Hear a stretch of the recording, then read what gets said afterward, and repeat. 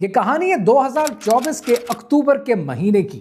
New York के इलाके Manhattan में एक खुफिया ऑक्शन चल रही थी। इस ऑक्शन को ऑर्गेनाइज किया साउथबीज रेयर बुक्स ने और इस ऑक्शन में आए हुए 12 बिडर्स को यह बताया गया कि अब जो किताब आपके सामने पेश की जा रही है, इसे छूना तो दूर की बात, इसे देखने की भी इजाजत नहीं है। बुलेट प्रूफ शीशे में मौजूद एक ऐसी किताब थी जिसे लेदर में लपेट कर रखा गया था। इस किताब के बारे में इस किताब का नाम तक बिडर्स को बताया नहीं गया था और सिर्फ इतना इशारा दिया गया था कि ये एक एनोनिमस मैन्यूस्क्रिप्ट है जो लैटिन लैंग्वेज में है। इसका ताल्लुक स्पेन से है और ये सन 1256 से है। हॉल में मौजूद 12 बिडर्स में कुछ रशियन ओलिगार्क्स के रिप्रेजेंटेटिव थे, कुछ सिलिकॉन वैली के ओकल्टिस्ट के रिप्रेजेंटेटिव्स थे और कुछ सऊदी अरब के बिलियनर्स हुडी में बैठे हॉल में शामिल थे। कोई बिडर इस किताब की असलियत नहीं जानता था, लेकिन हर बिडर की जबान पर एक ही लफ्ज था और वो लफ्ज था पिकाट्रिक्स। जैसे इस किताब की बोली शुरू होती है, ये शुरू होती है $23 लाख से और इतनी बड़ी बोली सुनकर ऑर्गेनाइजर्स के हाथ थरथराने लगते हैं कि जब इस किताब की फाइनल बोली लगती है $43 लाख और इसे एक सिलिकॉन वैली के ओकल्टिस्ट बिलियनर ने हासिल कर लिया होता है। जैसे ये किताब इस बिलियनर की हो जाती है, इस किताब को जीतने के चंद माह के अंदर अंदर रेडिट के ऊपर एक थ्रेड बहुत पॉपुलर हो जाता है, इंटरनेट की जीनत बनता है। सोशल मीडिया पे ये बहस छिड़ जाती है कि फाइनली जिनों को काबू करने की, सैयारों की चाल बदलने वाली वो नायाब किताब जो 1000 साल से दुनिया की आंखों से ओझल है, फाइनली एक बिलियनर के हाथ लग चुकी है।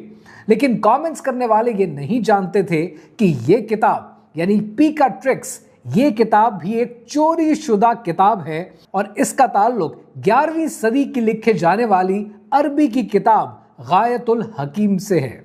गायतुल हकीम एक ऐसा नाम कि जिसके माने हैं गोल ऑफ अ सेज, यानी एक दाना, एक अक्लमंद इंसान के टारगेट्स, उसके गोल्स।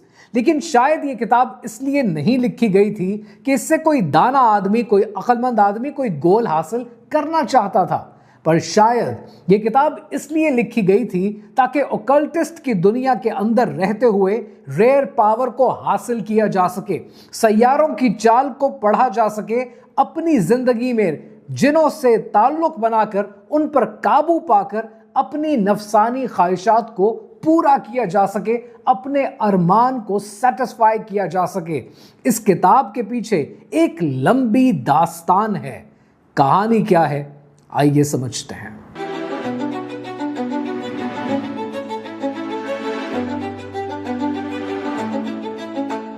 यह कहानी शुरू होती है सन 920 की उमैया खिलाफत में, जब कर्तबा इल्म का गहवारा हुआ करता था। तब कर्तबा की ग्रैंड मस्जिद में 6 लाख से भी ज्यादा नायाब नुस्खे और किताबें मौजूद थीं, जबकि पूरे वेस्टर्न यूरोप के अंदर कुल मिलाकर 1 लाख किताबें भी नहीं थीं। और यहीं पर कहानी में एंट्री होती है एक यंग स्कॉलर की कि जिसका नाम है अबू अब्दुल्ला मुसल्लमा इब्न कासिम अल-कर्ताबी। अल-कर्ताबी हदीस का स्कॉलर था और मैथमेटिशियन था, लेकिन अल-फरादी ने अपनी डॉक्यूमेंट्स में यह लिखा है कि he was a man of charms and talisman, यानी सरफेस पर एक रिस्पेक्टेबल ट्रेडिशनलिस्ट, लेकिन बातिन से एक हिडन नॉलेज सीकर। और शायद यही कर्तबा का एक बहुत बड़ा मसला भी था, क्योंकि उस जमाने में कर्तबा एक ब्रूटल इंटेलेक्चुअल एनवायरनमेंट से गुजर रहा था। जो मालिकी स्कूल ऑफ थॉट से एग्री करता था उसको कुछ नहीं कहा जाता था, लेकिन जरा सी कोई डिविएशन करता था उसे एग्जीक्यूट कर दिया जाता था। और उस दौर में लोगों ने इब्न मसारा के साथ ये होते हुए देखा कि जब वो उस फिलोसोफर का इंतकाल हुआ तो उसी के शागिर्दों ने उसकी किताबों को बाजारों में जलाया। अल-कर्ताबी ये सब कुछ होते हुए देख रहा था, लिहाजा उसने यहां से हिजरत करने का फैसला किया और वो चला गया मिस्र, दमिश्क और बगदाद की जानिब, जहां उसका टारगेट था कि वो ओरिएंटल मास्टर्स से मिले और साइंस की वो चीजें सीखे जिन पर अभी तक उसे उबूर हासिल नहीं है। वो नेचुरल मैजिक सीखना चाहता था और इसके लिए उसने दूर का सफर करना पसंद किया। यहां उसकी मुलाकात अखवान और सफा से हुई, यानी ब्रेथन ऑफ प्योरिटी। ये एक ऐसी सीक्रेट सोसाइटी थी कि जिनका काम नियो प्लेटोनिज्म, हेरेमेटिक फिलॉसफी और इस्लामिक कॉस्मोलॉजी को मिलाकर पढ़ना था, जिसके नतीजे में इन्होंने वो रसाइल पढ़े कि जो 12 एपिसोड्स पर मुश्तमिल थे, जिसमें मैथमेटिक्स और म्यूजिक, एस्ट्रोलॉजी विद मैजिक और रूह की परवाज और इसके अलावा इल्मुल हुरूफ शामिल थे। अल-कर्ताबी ने बगदाद में बहुत वक्त गुजारा और इस वक्त के दौरान अल-कर्ताबी ने Greek Hermetica, Sabian star worship rituals, 3rd century alchemist, celestial influences और अल-किंदी को बहुत स्टडी किया और स्टडी करने के बाद सन 954 में अपनी पहली किताब रुतबतुल हकीम लॉन्च कर दी। इस किताब के मंजर आम पर आने के चंद सालों के बाद सन 959 में अल-कर्ताबी की दूसरी किताब यानी गायतुल हकीम भी मंजर आम पर आ गई। अल-कर्ताबी ने अपने मैन्युस्क्रिप्ट में लिखा है कि I have completed this book in 348 Hijri after finishing रुतबा इन 343 हिजरी, यानी 5 साल के अंदर अल-कर्ताबी की दूसरी किताब भी मंजर आम पर आ गई। लेकिन अल-कर्ताबी की अगर पहली किताब को देखें, रुतबतुल हकीम को, तो आप हैरान हो जाते हैं कि उस किताब का सब्जेक्ट फर्क है। उस किताब का सब्जेक्ट एल्केमी है, कैसे मैटर से, कैसे कीमिया से सोना बनाया जाता है। लेकिन जो दूसरी किताब है जिसका नाम गायतुल हकीम है, जिससे पीका ट्रिक्स बनती है, इस किताब का सब्जेक्ट टोटली डिफरेंट है और इस किताब का सब्जेक्ट है एस्ट्रल मैजिक। अल-कर्ताबी ने लिखा है कि उसने 224 अकल्ट किताबों से डायरेक्शन हासिल की, उनको सोर्स किया और फिर गायतुल हकीम मुकम्मल की, जो 400 सफ़ों की किताब है। लेकिन इस किताब में आपको पढ़ने को मिलता क्या है? इस किताब में आपको मिलता है सैयारों और सितारों की ताकत, तलिस्म बनाना, जिनों को बुलाना, हड्डियों, खून और हैज से जादू करना। अल-कर्ताबी का इंतकाल सन 964 में हुआ, लेकिन यह किताब उसके बाद से अब तक एनोनिमस है। किसी राइटर का नाम इस पर शामिल नहीं है, फॉर अ सिंपल रीजन कि उस दौर में एग्जीक्यूशन से गर्दन उड़ जाने का खौफ रहा करता था। लेकिन अब सवाल यह है कि गायतुल हकीम में ऐसा भी क्या लिखा है कि आज भी दुनिया इसे पढ़ने से डरती है। गायतुल हकीम 4 किताबों पर मुश्तमिल है और हर किताब पहली किताब से ज्यादा खतरनाक है। पहली किताब फिलॉसफी के बारे में, और ये किताब कहती है कि प्लैनेट्स इजीली गवर्न करते हैं वो तमाम मूवमेंट्स जो जमीन पर होती हैं। ये किताब कहती है कि सैटर्न का इस्तेमाल एग्रीकल्चर और मौत के लिए किया जाता है, जुपिटर का इस्तेमाल दौलत इकट्ठी करने के लिए, अथॉरिटी बनाने के लिए, इंसाफ के लिए किया जाता है, मार्स का इस्तेमाल जंगों के लिए, जुल्म के लिए, दहशत फैलाने के लिए किया जाता है, सूरज का इस्तेमाल ताकत के लिए, लीडरशिप के लिए और हील हो जाने के लिए किया जाता है, वीनस का इस्तेमाल मोहब्बत के लिए, खूबसूरती के लिए और अपनी तरफ लगाव के लिए किया जाता है, और मर्करी का इस्तेमाल इंटेलेक्ट बढ़ाने के लिए, कारोबार बढ़ाने के लिए और कम्युनिकेशन बेहतर बनाने के लिए किया जाता है, जबकि चांद का इस्तेमाल ट्रैवल करने के लिए, ख्वाबों को जानने के लिए और इमोशंस को समझने के लिए किया जाता है। अल-कर्ताबी का मानना यह था कि हर प्लैनेट अपनी रेज को इमिट करता है। ये रेज जमीन पर आती हैं और सब लूनरी वर्ल्ड पर असरअंदाज होती हैं। अगर इन पर काबू पाया जाए तो अपनी जिंदगी में होने वाले हर वाक़े को काबू किया जा सकता है। अब इस बात को बहुत से ऑर्थोडॉक्स शेकी मानते हैं, लेकिन ये इल्मुल नुजूम के अंदर आती है। फिर बात करते हैं अल-कर्ताबी की दूसरी किताब के बारे में, और ये दूसरी किताब डायरेक्टली शिर्क की तरफ ले जाती है। अल-कर्ताबी की दूसरी किताब तलिस्मान के बारे में है, तलिस्मों के बारे में है, जादू बनाने के बारे में, और उसमें तरह तरह के टोटके, तरह तरह के नुस्खे मिलते हैं। उसमें एक टोटका कुछ इस किस्म का है कि अगर दौलत इकट्ठी करनी हो तो जुपिटर जब सेजिटेरियस और पाइसिस के बीच में आता है, तब वीनस के स्क्वायर पे 7x7 का एक ऐसा ग्रिड बनाया जाए जिसे ग्रीन सिल्क के कपड़े पर बनाया जाए और 70 बार एक लफ्ज पुकारा जाए। ये एक ऐसा लफ्ज है जो यहां मैं आपको बताना नहीं चाहता, क्योंकि मैं नहीं चाहता कि आप में से कोई इस प्रैक्टिस को करे। वो कहता है कि उसके बाद उस कपड़े को एक चौराहे में दफन कर दिया जाए और फिर आप देखेंगे कि 40 दिन के अंदर सोना चलकर आपके पास आना शुरू हो जाएगा। अब इसको लेकर इब्ने तैमिया ने पता है क्या कहा? इब्ने तैमिया ने कहा कि यह शिर्क असगर है। जब हम खुदा से, रब्बे ताला से, अल्लाह सुब्हानहू ताला से मांगने की बजाय, क्रिएटर से मांगने की बजाय क्रिएटेड आइटम से मांगने की कोशिश करते हैं, हम उस जादू के जरिए शिर्क असगर में चले जाते हैं। गायतुल हकीम की दूसरी किताब में इसी किस्म का एक और नुस्खा जो आपको पढ़ने को मिलता है, कितना अजीबो गरीब है कि जिसमें अल-कर्ताबी ने लिखा है कि जब मार्स स्कॉर्पियो की 3rd डिग्री में आ जाए तो एक पेंटाग्राम बनाओ, लेकिन ये पेंटाग्राम भेड़ के खून से बनानी है, और ये भेड़ के खून से बनाने के बाद पुकारो कि ए मैमून, मशरकी जिनों के बादशाह, तुम्हें 72 नामों की ताकत का वास्ता, हजरत सुलेमान अलैहिस्सलाम की अंगूठी का वास्ता, या तो सामने आओ या फिर सैयारों की आग में जलते रहो। अब इस किस्म के जादू करने से, तलिस्म करने से किस ताकत को बुलाया जा रहा है? यहां पर एक बात समझनी बहुत जरूरी है कि जब कोई इंसान जिनों को काबू करना चाहता है तो उसके जिंदगी में सिर्फ 4 मकासद होते हैं। या तो वो कोई खजाना हासिल करना चाहता है, अपना पैसा बढ़ाना चाहता है, या फिर वो कुछ राज हैं जो वो जानने की कोशिश करता है, या फिर वो अपने दुश्मनों को नुकसान पहुंचाना चाहता है, या किसी मोहब्बत को हासिल करना चाहता है। इंसान की जिंदगी में जो कुछ भी चाहिए उसे हो, कितना आसान है कि वो अल्लाह सुब्हानहू ताला से मांगे और अल्लाह सुब्हानहू ताला जब बेहतर समझेंगे अता कर देंगे। रसूलुल्लाह सल्लल्लाहु अलैहि वसल्लम की हदीस मुबारक है जिसका मफहूम है कि जिस किसी ने जादू किया, तलिस्म किया, उसने शिर्क किया। गायतुल हकीम की तीसरी किताब भी इसी गिलाजत पर मबनी है। और फिर बारी आती है चौथी किताब की। ये चौथी किताब एक नजस किताब है, नापाकी से भरपूर है। इसमें जो टोटके हैं उसमें आपको जगह जगह पर गिलाजत के सिवा कुछ नहीं मिलता, और वर्स्ट ये है कि ये गिलाजत स्टेप बाय स्टेप दिखाई गई है। इसी किताब से एक नुस्खा आपके लिए पढ़ रहा हूं जिसको सुनकर आपको घिन आने लगेगी।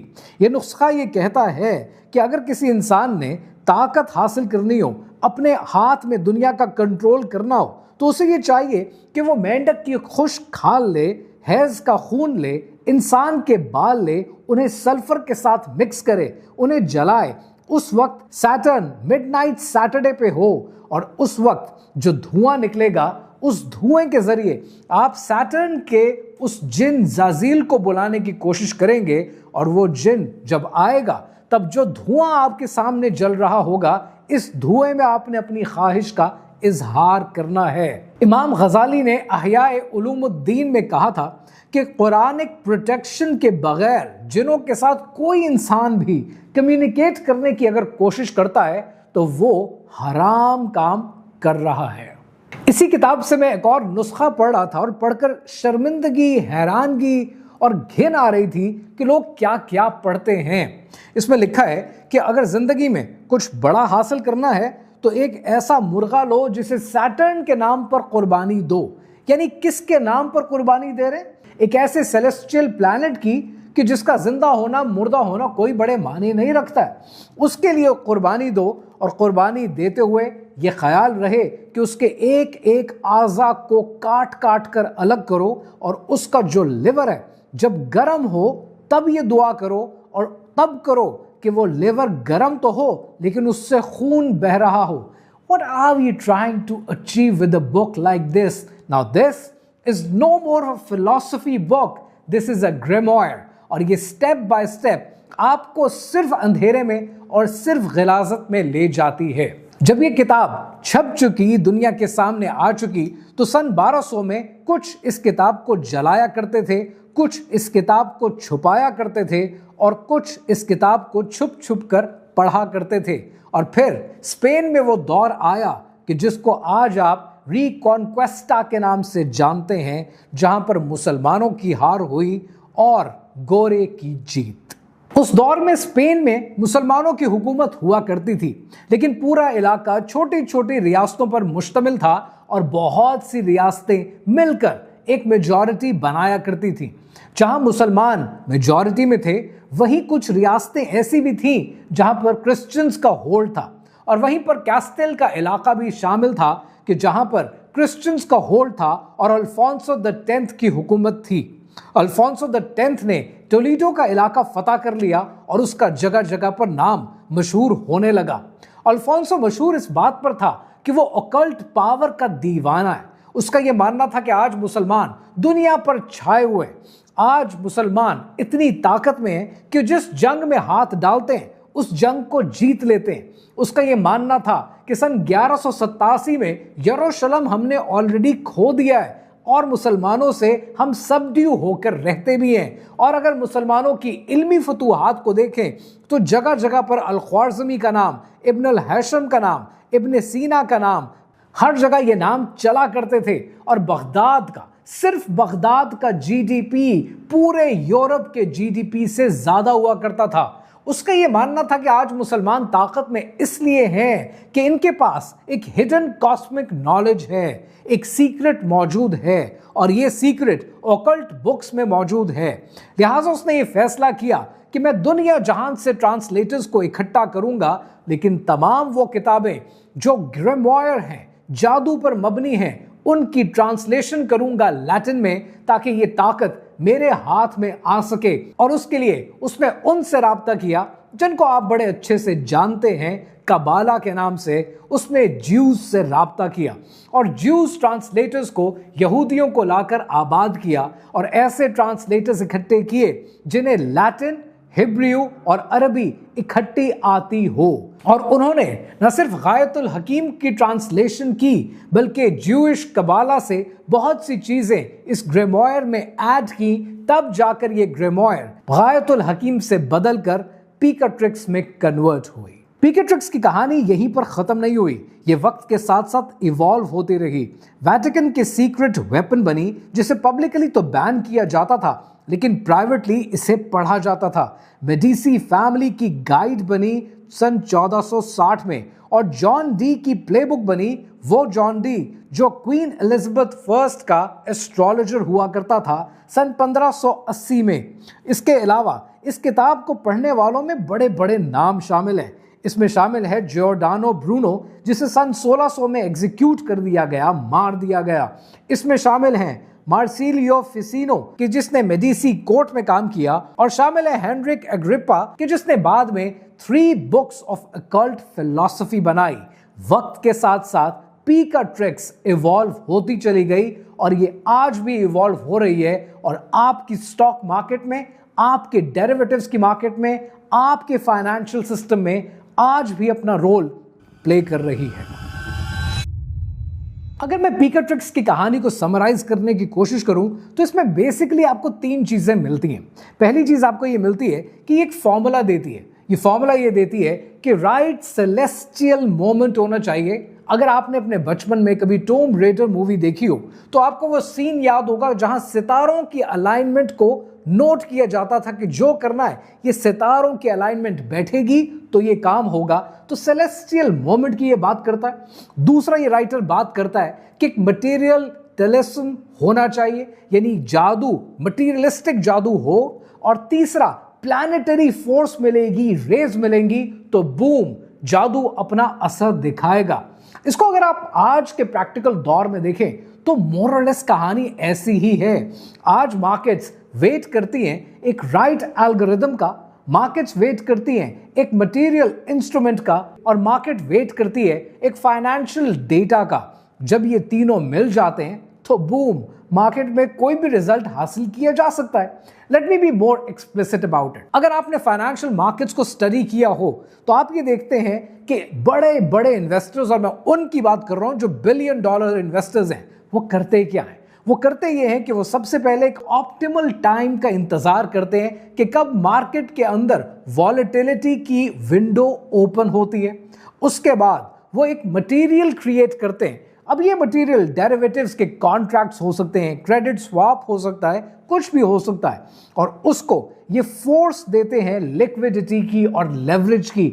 और रिजल्ट क्या निकलता है? रिजल्ट निकलता है हाई फ्रीक्वेंसी ट्रेडिंग, जिसमें बिलियनर्स के पैसे बनते हैं, लेकिन एक आम गरीब आदमी जो स्टॉक लेकर बैठा होता है कि साल के एंड पे डिविडेंड मिलेगा या मैं शेयर्स बेचकर 4 पैसे डे ट्रेडिंग में कमाने के काबिल हो जाऊंगा, उसका नुकसान हो जाता है। अब इस चीज को बहुत से राइटर्स ने बहुत से नाम दिए हैं। कुछ राइटर्स ने इसको क्वांटिटेटिव फाइनेंस भी कहा है, लेकिन मेरी नजर में सबसे अच्छा नाम इस सारे मॉडल को यानिस वेरोफकिस ने दिया है सन 2023 में, और उसने जो नाम दिया है वो कहता है कि ये एल्गोरिदमिक एल्केमी है। इसके ऊपर अगर आप कोई किताब पढ़ना चाहें तो आप एक किताब जरूर पढ़िएगा बाय ज़करमैन, और इस किताब का नाम है man who solved the market. गायतुल हकीम की कहानी आपने समझी, पीकर ट्रिक्स की कहानी आपने समझी, और आपने ये समझा कि हर किताब पढ़ने के लायक नहीं होती। बेशक रिगार्डलेस ऑफ द फैक्ट कि आज कितनी ज्यादा इसकी डिस्कशन इंटरनेट पर हो रही है, सोशल मीडिया की जीनत बनी हुई है, या कितने इन्फ्लुएंसर्स इसके बारे में बात ही क्यों नहीं कर रहे, ये किताब पढ़ने के लायक नहीं है। जिंदगी में जादू से बाहर आना जरूरी है, लेकिन जितना मेरे पास डेटा आता है, सवाल आते हैं, लिटरली ये लगता है कि आधा पाकिस्तान जादू कर रहा है और आधे पाकिस्तान पर जादू हो रहा है। We need to get out of it। एक अल्लाह सुब्हानहू तआला के सामने झुकने की ये आदत अपनानी बहुत जरूरी है, क्योंकि इसके अलावा और कोई रास्ता नहीं। इस वीडियो के शुरू में मैंने आपसे जिक्र किया था साउथबीज की उस रेयर बुक्स की ऑक्शन का, पर क्या आप जानते हैं कि जिस बिलियनर ने उसको हासिल किया उसने अपना पैसा क्रिप्टो में इन्वेस्ट किया और उसका पैसा डूब गया। लोग और इन्वेस्टर्स उसको ढूंढते फिर रहे थे और वो मुंह छुपाकर दुबई चला गया, और वहां से उसने अपनी एक आखिरी ट्वीट लिखी, और उसने ये लिखा कि मुझे लगता था इस किताब से मैं सितारों को कंट्रोल करने के काबिल हो जाऊंगा, जिंदगी में जो चाहिए हासिल कर पाऊंगा, लेकिन मैं नहीं जानता था कि ये चीजें क्रिएटेड आइटम्स नहीं बल्कि क्रिएटर देता है। उसके साथ क्या हुआ ये तो शायद कोई नहीं जानता, लेकिन आज वो पीकर ट्रिक्स की ओरिजिनल कॉपी वापस म्यूजियम जा चुकी है और अब ब्रिटिश म्यूजियम के एग्जीबिशन का हिस्सा है। इसीलिए शायद इकबाल ने कहा था कि सितारा क्या मेरी तकदीर की खबर देगा, सितारा क्या मेरी तकदीर की खबर देगा, वो खुद फराखी अफलाक में है ख्वारो ज़बूं।